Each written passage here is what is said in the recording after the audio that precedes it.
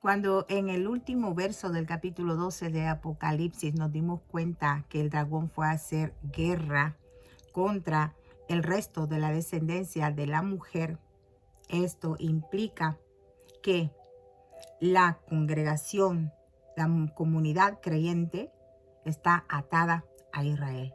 Pablo nos lo dice en el capítulo 9 de Romanos, verso 6, no todo Israel es de Israel. Y esto nos da a nosotros una referencia de que cuando menciona a Israel por segunda vez se está refiriendo a gente cristiana, sí, a las familias que son parte del reino de Dios, a los redimidos. Y también nos está dando a entender que el reino de Dios no está solo formado por judíos directamente de la descendencia de Jacob, sino que también de parte de los gentiles. Habrán dos tipos de personas en el reino, que son judíos en sí, descendientes de Jacob, y los judíos en sí, que son de las comunidades gentiles. Amén. El capítulo 13 de Apocalipsis es muy importante.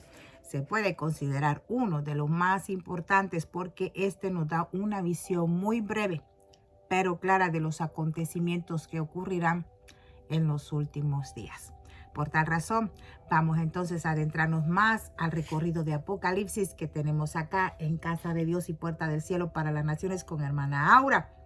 E inmediatamente, para ganar tiempo, capítulo 13 de Apocalipsis, con reverencia al Padre, al Hijo y al Espíritu Santo de Dios, leemos la palabra así. Me paré sobre la arena del mar y vi subir del mar una bestia que tenía 7 cabezas y 10 cuernos, y en sus cuernos 10 diademas, y sobre sus cabezas un nombre blasfemo. Señor, hazme una mensajera fiel a tu palabra, para que traiga alegría y refrigerio a tu corazón.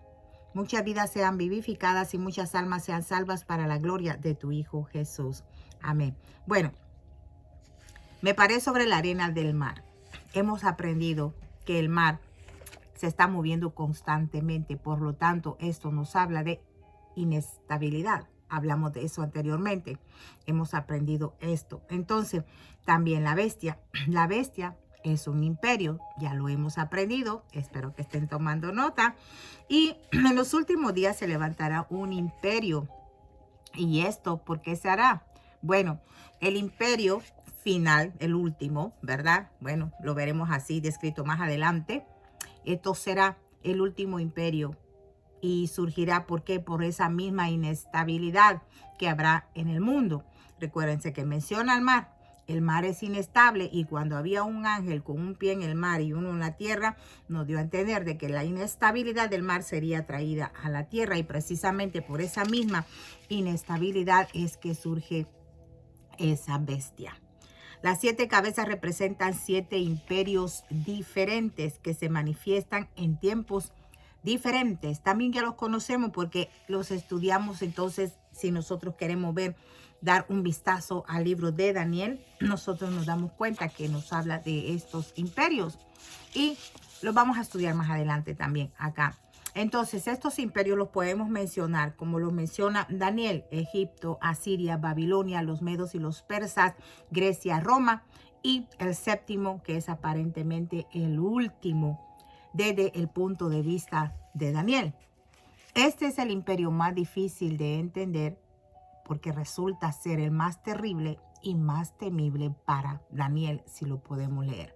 Bueno, los 10 cuernos veremos que son 10 reinos. Estos se unen y conforman este imperio y cada uno de estos tendrá una corona. Ya sabemos que las coronas pues es símbolo de autoridad. O sea, van a ser 10 reyes, en nuestro vocabulario 10 presidentes, ¿verdad?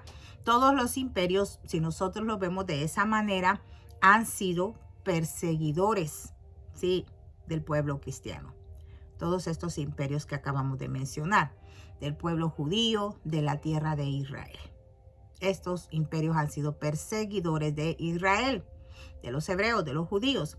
Entonces, ¿qué nos dice esto? Que todo esto ha sido inspirado por Satanás. Verso 2 nos dice: y la bestia que viera semejante a un leopardo, y sus pies como de oso, y su boca como boca de león. Y el dragón le dio su poder y su trono, y grande autoridad. Aquí podemos ver entonces cómo Juan usa las mismas palabras de el profeta Daniel, porque Daniel también lo ve de esta forma, solo que Daniel lo vio de forma inversa. ¿Por qué? Porque era hacia el futuro. Y Juan, pues lo está viendo acá en su pasado. Por eso están escritos de esta forma.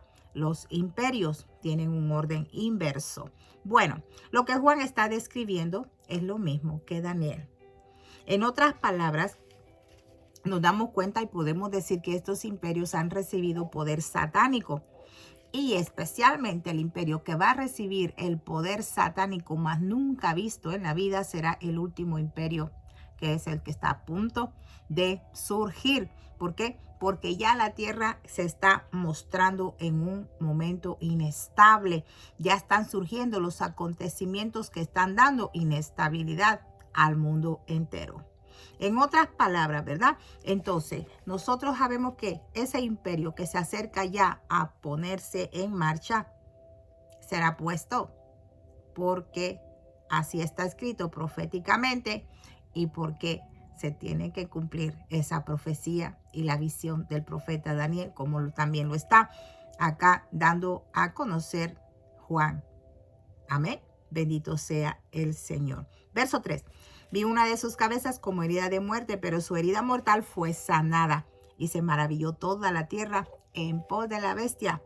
Bueno, fíjense que esta cabeza que fue herida de muerte, quiere decir de muerte, que murió. Su herida fue mortal. O sea, esa herida fue mortal. Entonces dice acá, si nosotros vamos a Daniel 8, dice que el segundo imperio que se levantará será sobrenatural. Cuando vemos que una herida es mortal y la persona se sana, estamos hablando de una especie de resurrección. Y acá es una falsa impresión acerca de eso, porque sabemos que esto es actuación del anticristo, porque él va a querer hacer ver milagros también con su poder. Esto es lo que hará el anticristo. Debido a ese golpe de muerte que recibió en esa cabeza y fue sanado, la tierra quedará maravillada, fíjate, y seguirá a esa bestia, a ese imperio, a ese personaje que será el encabezador de ese imperio. El mundo será engañado debido al poder sobrenatural. Y todo esto pues va de la mano con lo que Dios nos dice, que enviará en los últimos días una fuerte ilusión con el fin de engañar, si fuera posible, a los escogidos. Pero imagínense ustedes que solo las personas que verdaderamente estén en la posición de la verdad y entiendan la relación del pacto con la verdad, solo esas personas no serán engañadas por esta bestia, por este anticristo. Verso 4. Y adoraron al dragón que había dado autoridad a la bestia, y adoraron a la bestia diciendo: ¿quién como la bestia? ¿Y quién podrá luchar contra ella? El mundo caerá en un error de pensar que cualquier cosa sobrenatural es de Dios, ¿verdad? Debe ser Dios. Entonces, aquellos que no son expertos en las escrituras, que no leen las escrituras, fíjate qué interesante, no se darán cuenta que Satanás también tiene poder sobrenatural. Solo que recordemos que el poder de Satanás es ilimitado. Por tanto, ellos no están preparados para los últimos días. No saben que serán engañados fácilmente por el enemigo, y debido a este engaño los acusará y serán instrumento para que la ira, fíjate, y el juicio de Dios caiga sobre ellos.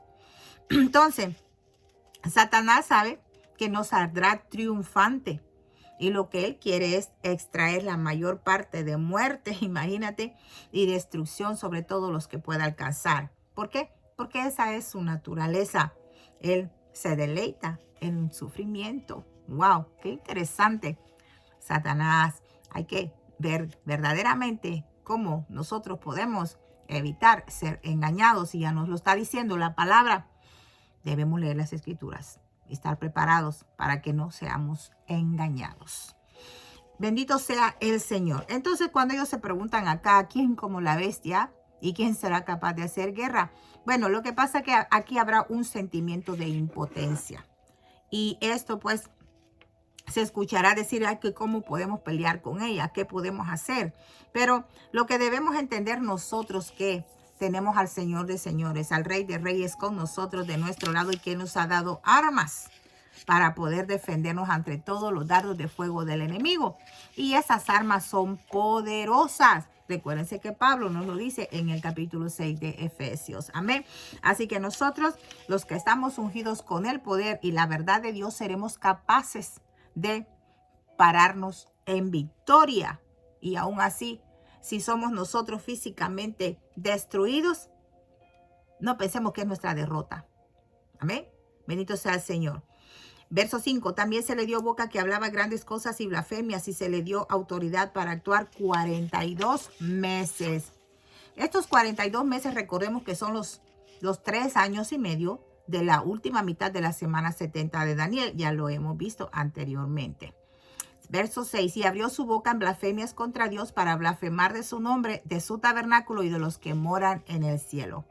Los que moran en los cielos ya sabemos que son los que están comprometidos con el reino de Dios. Cuando dice que blasfemó contra el nombre de Dios, esto es el carácter de Dios.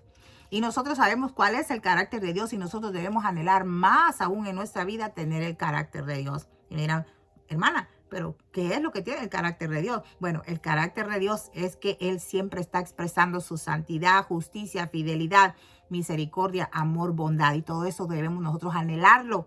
¿Para qué? Para que así podamos nosotros vencer todas las acechanzas de Satanás. Verso 7, para terminar esta primera parte, dice, y se le permitió hacer guerra contra los santos y vencerlos.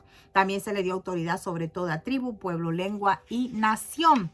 Esto es a los seguidores de Cristo. Y el hecho de que los venció significa que los matarán. Fíjate, pero eso para los cristianos no es problema. ¿Por qué? Porque recuérdense que Cristo en los últimos días, cuando se refirió a esos últimos días, ¿verdad? Cuando Él habló acerca de los últimos días, dijo que seríamos librados de la muerte y que ningún cabello de nuestra cabeza sería dañado.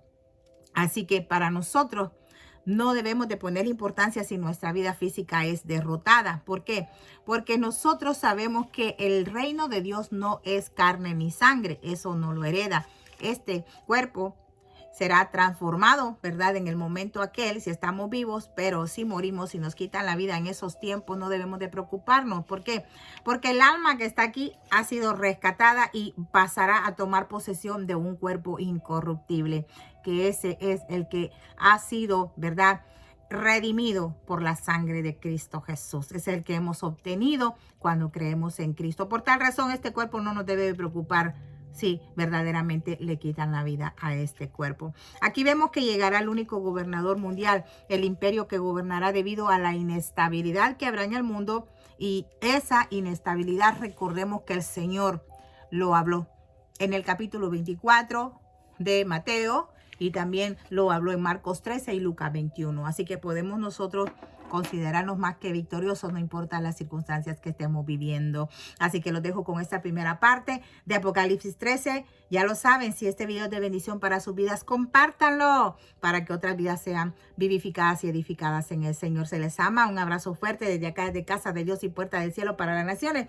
con hermana Aura. Será hasta la próxima. Paz de Cristo.